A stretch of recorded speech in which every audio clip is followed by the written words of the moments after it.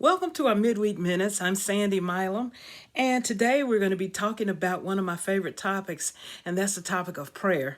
We're going to look at Matthew, the 6th chapter. This is where the Lord's Prayer is found, but we have some things to go over with first before we get into the Lord's Prayer, which will probably be in another episode of Midweek Minutes.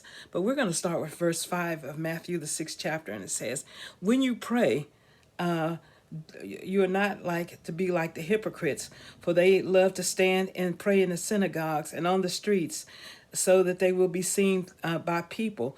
Truly I say unto you, they have their reward in full. But for you, when you pray, go into your inner room, close your door, and pray to your Father who is in secret, and your Father who sees what is done in secret will reward you. And when you are praying, do not use thoughtless repetition as the Gentiles do, for they think they will be heard because of their many words. So do not be like them, for your Father knows your needs before you ask Him, but He wants you to ask Him."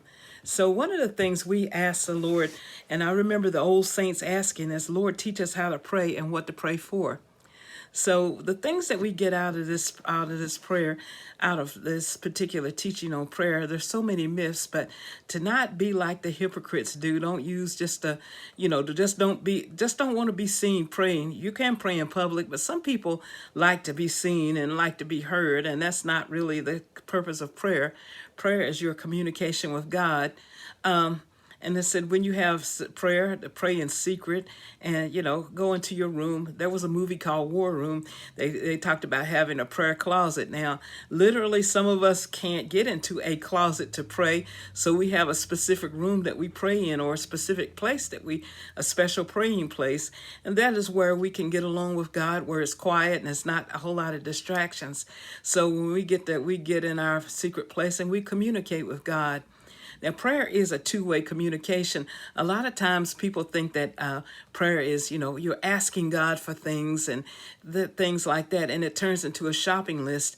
I remember being very convicted one time after praying, and I remember a song that we used to play on the radio by Lulu Roman that talks about, "Give me this, give me that, bless me, Lord, I pray. Give me what I have to make another day. Make me wealthy, keep me healthy, filling what I miss on my never-ending shopping list." And so sometimes it turns into a shopping list, but there's so many things now that we need to pray for. We need to pray for our families. We need to pray for our bereaved families. We need to pray for those that are sick and shut in. We need to pray for our country. There's just so many different things that we need to be praying for and thinking about other than ourselves, and, praying for our pastors, our churches. I mean, there's so many different things that we do need to pray for. So when we just take those tips on prayer and share those and enjoy our communication with God, and be sure to listen to what He has to say, because sometimes you'll be praying about something and the Lord will lead you into another direction to pray about something else. So that's our words on prayer from Matthew, the 6th chapter, verses 5, starting with verse 5 through 7. May the Lord add a blessing to the reading of His word. Thank you so much for tuning in.